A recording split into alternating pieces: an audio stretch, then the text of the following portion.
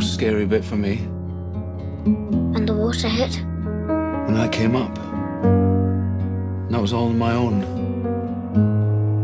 And then I saw the two of you. I didn't feel so scared anymore. If Mummy and Lucas are on their own right now.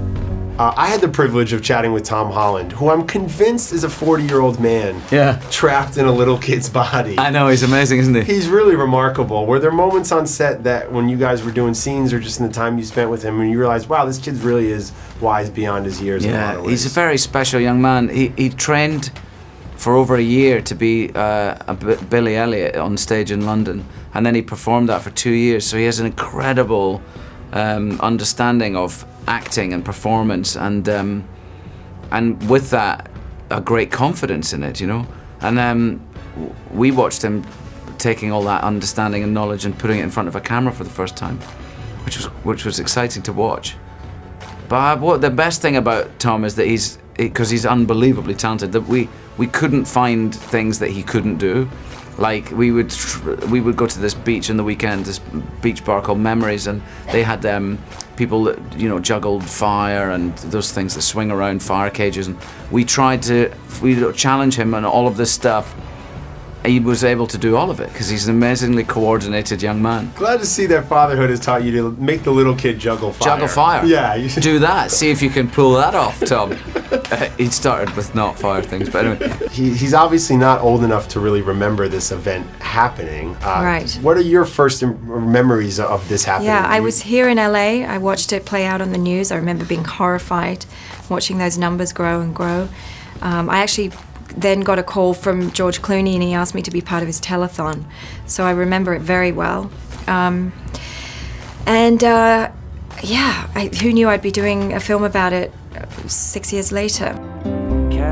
I'll look in all the hospitals and I'll look in all the shelters. I will find them, I promise you that.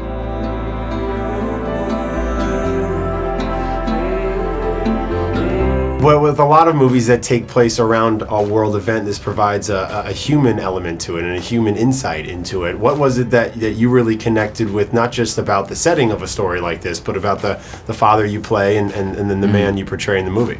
Well, I don't know. I really believed I thought there was something in the writing that grabbed me very strongly. By focusing just on this one family, I learned a lot about the whole tsunami, because I think it's almost too big to wrap your head. It is too big to wrap your head around. You know, the scale of it, what it meant, what it felt like, what it looked like. You know, the devastation and the loss of life was so massive that by following just one family, very personally and closely, I think you learn a great deal about it, really, and what makes us tick, and what, as parents and as human beings, and you see people surviving badly and selfishly, and you see people selflessly putting themselves at risk to save others. And Maria, who Naomi plays in the film, is an extraordinary woman who's a doctor, and she was very badly injured, and she knew, because she was a doctor, that probably she was dying. The amount of blood that she was losing meant that she didn't have very long to live, and yet even at that time she was still trying to teach her son lessons by she made him go and help people when all he wanted to do was be at her side and look after her.